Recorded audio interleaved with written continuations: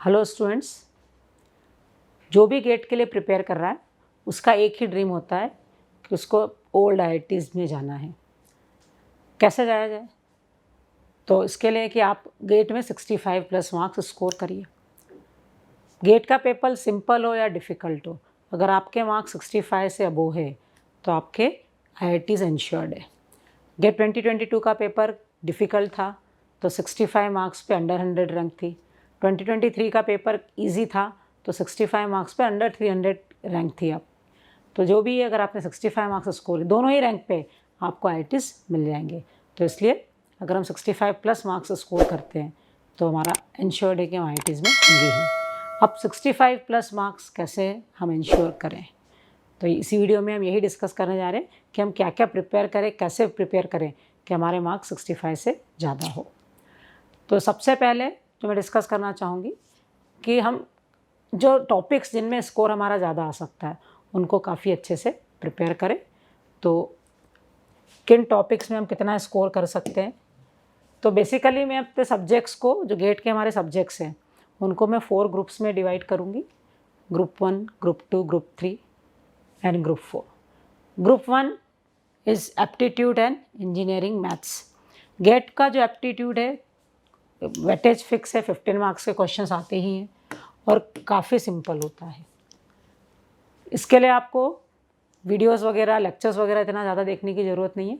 आप गेट के PYQs करिए, और सिर्फ कंप्यूटर साइंस के PYQs, सारी ब्रांचेस के PYQs करके देखिए, तो आपको ये क्लियर हो जाएगा कि क्या आपके स्ट्रेंथ है और क्या वीकनेस है। जिन टॉपिक्स के क्वेश्चंस आपसे नहीं बन रहे हैं उन टॉपिक्स के लिए आप लेक्चर्स अटेंड करके उन टॉपिक्स पे अपनी ज़्यादा प्रैक्टिस करेंगे। तो एप्टी और इंजीनियरिंग मैथ्स में इसको सबसे सिंपलेस्ट ग्रुप में रखूँगी। इसमें स्कोर करना काफ़ी इजी होता है। एप्टी डिफ़िकल्ट नहीं होता गेट का, लाइक केट जैसा नहीं होता, काफ़ी सिंपल होता है। और इंजीनियरिंग मैथ्स भी यूजुअली स्टूडेंट मैथ्स के नाम से डरते हैं, लेकिन कंप्यूटर साइंस में काफ़ी सिंपल मैथ्स आता है। वही मैथ्स आता है जो आपने जेई की प्रिपरेशन के लिए 11th और 12th में पढ़ा था। और इंजीनियरिंग मैथ्स में एक तो मैट्राइसेस है, जो जिस पे क्वेश्चन आता है। मैट्राइसेस में भी आइगन वैल्यू, आइगन वेक्टर पे फ्रिक्वेंटली क्वेश्चंस आए। मैट्राइसेस के अलावा इंटीग्रल पे भी क्वेश्चंस आते हैं, कैलकुलस पे मतलब।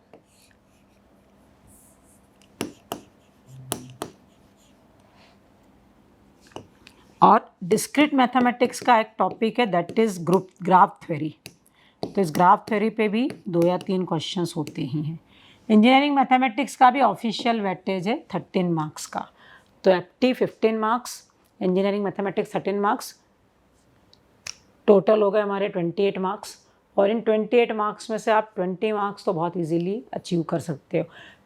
ये ग्रुप सिंपल है तो क्वेश्चंस भी यूजुअली इसके सिंपल होंगे, लेकिन सारे ही सिंपल हो ज़रूरी नहीं, कुछ ट्रिकी भी बन सकते हैं। तो भी 28 मार्क्स में से आपके 20 मार्क्स कहीं भी नहीं गए हैं। बच्चे इस सबसे ज़्यादा जो इग्नोर करते हैं ना, टेक्निकल सब्जेक्ट्स को तो बहुत वेटेज देते हैं, इसको इग्नोर कर देते हैं। तो जो सबसे ज़्यादा स्कोरिंग ग्रुप है, इसको इग्नोर नहीं करना है, इसको बहुत अच्छे से प्रिपेयर करना है। सेकेंड जो ग्रुप है, ये भी कंपैरेटिवली सिंपल ही ग्रुप है। मतलब डिफ़िकल्ट ग्रुप में तो केवल ग्रुप 4 को डाल सकते हैं, बाकी तो सब ईजी है। इट इज़ CNDS है। मतलब यहाँ पे आपको 20 मार्क्स बिल्कुल इजीली आ जाएंगे अगर आपने सीरियसली इन चीज़ों को पढ़ा है। सेकेंड ग्रुप है हमारा CNDS है, C and data structures and algorithm. इस पे अराउंड इन दोनों टॉपिक, तीनों टॉपिक्स को मिला के अराउंड 18 to 20 मार्क्स के क्वेश्चंस आते हैं। सी में मेनली जो क्वेश्चंस आते हैं, या तो सी प्रोग्राम दिया, उसका आउटपुट पूछा है। जो क्वेश्चंस आते हैं इट इज़ ऑन पॉइंटर्स, तो सी का पॉइंटर वाला टॉपिक काफ़ी अच्छे से करना है। और as a computer science engineer data structure तो आपके स्ट्रेंथ होना ही चाहिए। मतलब ये दोनों ग्रुप सिर्फ गेट में ही आपको अच्छा स्कोर करने में हेल्प नहीं करेंगे, अगर आप प्लेसमेंट की प्रिपरेशन भी कर रहे हैं, प्लेसमेंट भी चाह रहे हैं, तो ये दोनों चीज़ें आपको प्लेसमेंट में भी हेल्प करेगी, है ना, एप्टी और सी एंड डेटा स्ट्रक्चर एल्गोरिथम। तो 18 से 20 मार्क्स तक के क्वेश्चंस आते हैं। और मैं अगर मिनिमम भी इसमें आप टाइम, वैसे भी डिफ़िकल्ट ग्रुप नहीं है, इजी है। हार्डली कोई ऐसा क्वेश्चन होता है जो आपसे शायद नहीं बने। सी में बहुत रेयर होता है कि पॉइंटर का कोई डिफ़िकल्ट क्वेश्चन आ गया, या डेटा स्ट्रक्चर में बहुत टिपिकल कोई क्वेश्चन आ गया, इसकी पॉसिबिलिटी बहुत रेयर होती है। फिर भी आप ज़्यादा स्कोर कर सकते हैं, लेकिन मैं एटलीस्ट ये अज्यूम करके चल रहा हूँ कि इसमें आप 10 मार्क्स लेके आएंगे। तो इसमें 20 मार्क्स, इसमें 10 मार्क्स। फिर हमारा ग्रुप 3 ये भी ईजी है, digital theory of computation and compiler, है ना। इन तीनों को मिला के ऑन एयर अराउंड 20 मार्क्स के क्वेश्चंस आते हैं। ये तीनों सब्जेक्ट काफ़ी सिंपल है। कुछ एक टॉपिक हो सकते हैं जो आपको डिफिकल्ट लगे, जैसे थ्योरी ऑफ कंप्यूटेशन में बच्चों को यूजुअली डिसाइडेबिलिटी अनडिसाइडेबिलिटी डिफिकल्ट लगता है, तो कुछ ही टॉपिक से कंपाइलर में तो आई डोंट थिंक कि कोई चीज़ डिफिकल्ट होती है, सभी सिंपल है, काफ़ी सिंपल सिलेबस है और डिजिटल भी कंपैरेटिवली सिंपल सब्जेक्ट ही है। तो ये 20 मार्क्स में से आप 15 इजीली स्कोर कर सकते हो, है ना। 15 भी मैं इसलिए बोल रही हूँ लाइक थ्योरी ऑफ कंप्यूटेशन में डिसाइडेबिलिटी अनडिसाइडेबिलिटी पे क्वेश्चन आ गया, डिजिटल में भी कहीं कहीं हमको काउंटर्स के डिफ़िकल्ट प्रॉब्लम्स भी आ सकती है, तो वहाँ पे आपके मार्क्स कम हो सकते हैं, अदरवाइज़ ये पूरा ही स्कोरिंग है। तो यहाँ पे आप 15 मार्क्स स्कोर कर सकते हैं। और जो हमारा सबसे डिफ़िकल्ट ग्रुप है इट इज़ ग्रुप 4। ग्रुप 4 में ये 4 मेजर सब्जेक्ट्स है, OS, CN, CSO and DBMS। OS पे 7 to 8 मार्क्स के क्वेश्चंस आते हैं और OS में 2 टॉपिक्स ऐसे हैं जो इम्पोर्टेंट है, जो आपको अच्छे से पढ़ने हैं, that is inter process communication और एक वर्चुअल मेमोरी। अगर ये 2 टॉपिक आपने अच्छे से कर लिए, है ना, तो आपके 5 मार्क्स तो कहीं नहीं गए। 5 marks you can easily score, 7-8 में से आप 5 स्कोर कर सकते हो। कंप्यूटर नेटवर्क में काफ़ी बड़ा सिलेबस है इसमें 8 से 10 मार्क्स का वेटेज है। 8 से 10 मार्क्स में आप जैसे इसको आप छोटे डेटा लिंक क्लियर है, देन डेटा लिंक क्लियर में it is error control, flow control, ये 2 मेजर टॉपिक है। फ्लो कंट्रोल मतलब हमारा स्लाइडिंग विंडो प्रोटोकॉल वगैरह, तो यूजुअली स्लाइडिंग विंडो प्रोटोकॉल पे क्वेश्चन आते हैं। फिर एक क्वेश्चन IP लेयर से आता है, या तो IP एड्रेसिंग पे आता है या IP हेडर फॉर्मेट पे कि कैसे फ्रेगमेंटेशन कर रहा है, तो IP लेयर पे आएगा। एक डेटा लिंक लेयर पे क्वेश्चन होता है, एक IP पे होता है। अनदर क्वेश्चन फ्रॉम TCP पे जो क्वेश्चन आता है it is usually on AIMD algorithm, है ना। तो नेटवर्क को आप इस तरह से छोटे छोटे पार्ट्स में डिवाइड करिए, तो आप CN भी देखेंगे कि बहुत डिफिकल्ट नहीं है, कुछ हार्डली 2 या 3 टॉपिक होंगे जो आपको डिफ़िकल्ट लगते हैं। आप क्या फ्रिक्वेंटली पूछा जाता है गेट में, तो आप PYQ को देखिए, तो PYQ से आपको आइडिया लग जाएगा कि कंप्यूटर नेटवर्क में किस तरह के क्वेश्चंस फ्रिक्वेंटली पूछे जा रहे हैं, तो उन टॉपिक्स को आप अच्छे से कवर करेंगे। तो कंप्यूटर नेटवर्क का 8 से 10 मार्क्स का वेटेज है और मैं एक्सपेक्ट करती हूँ कि आप इसमें 5 स्कोर कर लेंगे। फिर आता है हमारा कंप्यूटर सिस्टम ऑर्गेनाइजेशन, ये भी 8 से 10 मार्क्स में आता है और इसमें 2 टॉपिक्स है जो आपको काफ़ी अच्छे से करने हैं, जो आपको मार्क्स दिला सकते हैं। It is cache memory and instruction pipeline. In 2 topics में से क्वेश्चंस होते ही हैं,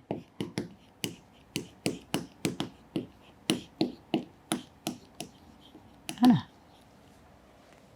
तो ये 2 टॉपिक्स अगर आपने काफ़ी अच्छे से कर लिए तो CSO के मतलब आपके समझ लीजिए। और एक और होता है फ्लोटिंग पॉइंट फॉर्मेट। अगर ये 3 टॉपिक्स आपने बहुत अच्छे से कर लिए, फ्लोटिंग पॉइंट फॉर्मेट, तो अगर ये 3 टॉपिक्स आपने काफ़ी अच्छे से कर लिए तो यू कैन स्कोर अराउंड, मैं ये भी मान लेती हूँ 5 मार्क्स इसमें भी आपको आ जाएंगे, ओके। और फाइनली हमारा लास्ट है DBMS में हमारे 7 to 8 मार्क्स के क्वेश्चंस आते हैं और DBMS में एक टॉपिक है जिस पे हमेशा क्वेश्चन होता ही है। मतलब मैं जो टॉपिक्स आपको बोल रही हूँ वो तो ऐसे टॉपिक्स है जो उनके बिना गेट का पेपर कंप्लीट ही नहीं होता है। तो DBMS का एक ऐसा टॉपिक है ना, जैसे CN में IP लेयर से कोई ना कोई क्वेश्चन होता ही है, ट्रांसपोर्ट लेयर से भी एक क्वेश्चन होता है, इनके बिना पेपर कंप्लीट नहीं होता। ऐसे DBMS में इट इज़ SQL, हर गेट के पेपर में कम से कम एक SQL क्वेरी का आउटपुट आपसे पूछा जाता है। तो SQL आपको काफ़ी अच्छे से करना है, इसके मार्क्स आपके कहीं भी नहीं जाएंगे, ओके। तो DBMS में बाकी कुछ भी डिफ़िकल्ट नहीं है। अगर आपको डिफ़िकल्ट लगता है, यूजुअली जो मेरा जो एक्सपीरियंस रहा बच्चों के साथ कि उनको SQL डिफ़िकल्ट लगता है, बाकी टॉपिक्स तो कंपैरेटिवली सिंपल ही है। तो DBMS को वैसे मैं डिफ़िकल्ट सब्जेक्ट की कैटेगरी में नहीं रखूँगी, डिफ़िकल्ट तो ये 3 ही सब्जेक्ट्स होते हैं, ओके। तो DBMS में इट इज़ SQL जिस पे आपको ज़्यादा प्रैक्टिस करनी है। तो DBMS अगर आपने सीरियसली पढ़ा है तो आपके 5 मार्क्स कहीं भी नहीं गए हैं, है ना। तो अगर इस तरह से आप देखेंगे तो आपको ओवरऑल 65 मार्क्स आपने अचीव कर लिए हैं। ओके, तो ये मैंने आपको मार्क्स डिस्ट्रीब्यूशन की क्यों किस ग्रुप में, तो सबसे ज़्यादा तो ग्रुप 1 स्कोरिंग है, फिर ग्रुप 2 भी स्कोरिंग है, और जो मार्क्स स्टूडेंट के कटते हैं वो ग्रुप 4 में कम आते हैं।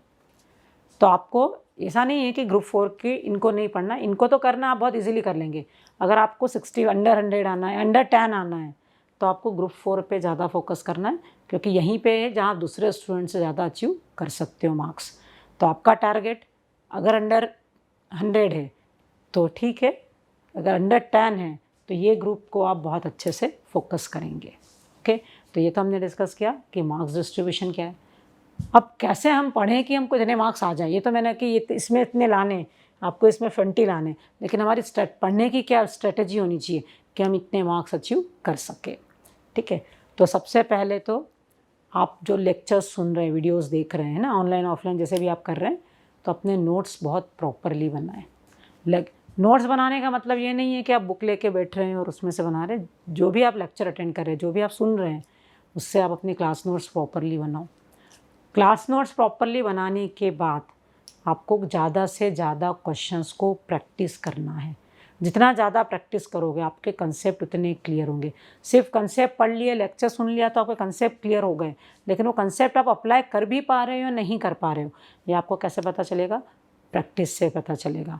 तो आपको जितने ज़्यादा क्वेश्चंस प्रैक्टिस कर सकते हैं आपके लिए बेटर होएगा। मतलब अगर आप गेटेड जिल के स्टूडेंट हैं तो मैं आपको रिकमेंड करती हूँ कि सब्जेक्ट जब हम पढ़ रहे हैं तो बेसिक की बुकलेट करेंगे, सब्जेक्ट के कंप्लीशन पे आप एडवांस की बुकलेट करेंगे। तो अगर आप पूरा हमारा सिलेबस, पूरा कुरिकुलम फॉलो करते हैं स्टार्टिंग से एंड से, तो आप करीब करीब 16,000 से 17,000 क्वेश्चंस सभी सब्जेक्ट के मिला के सॉल्व कर लेते हैं। जितने ज़्यादा क्वेश्चन सॉल्व करेंगे उतना आप परफेक्ट होंगे, उतने आपको समझ में आएगा कि आप क्या मिस्टेक्स करते हैं। तो नोट्स बनाने के बाद क्वेश्चंस को प्रैक्टिस करो, ज़्यादा से ज़्यादा क्वेश्चंस प्रैक्टिस करो। क्वेश्चंस प्रैक्टिस करने के बाद आपने टेस्ट दिया, टेस्ट को एनालाइज करो, और टेस्ट में आप देखो कि अगर मार्क्स आपके कम आ रहे हैं तो क्यों कम आ रहे हैं, क्या मिस्टेक्स आप बार बार करते हो।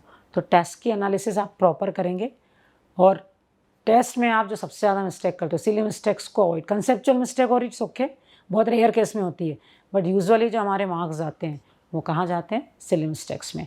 तो अवॉइड सिली मिस्टेक्स। आप कैसे अवॉइड करें? तो कैसे अवॉइड करने के लिए आपको टेस्ट एनालिसिस करना होगा कि क्या मिस्टेक आप बार बार करते हो। आपकी कैलकुलेशन मिस्टेक्स बार बार होती है, 2 + 2 5 लिख दिया, 2 + 3 6 लिख दिया, है ना। तो कैलकुलेशन मिस्टेक्स बार बार हो रही है, या हमने क्वेश्चन को केयरफुली नहीं पढ़ा।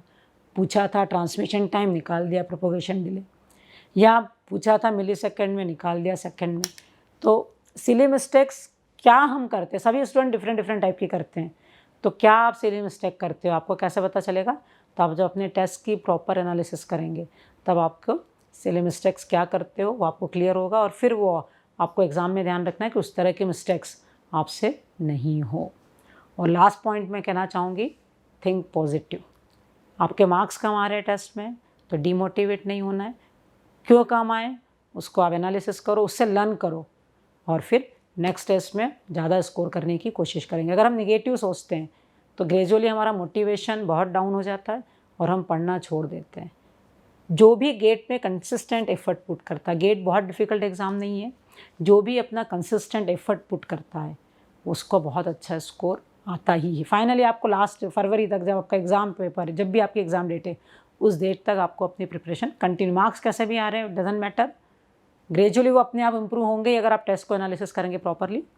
और लास्ट डे तक अगर आपने कंटिन्यू रखी अपनी जर्नी तो definitely you will get a very good score. All the best.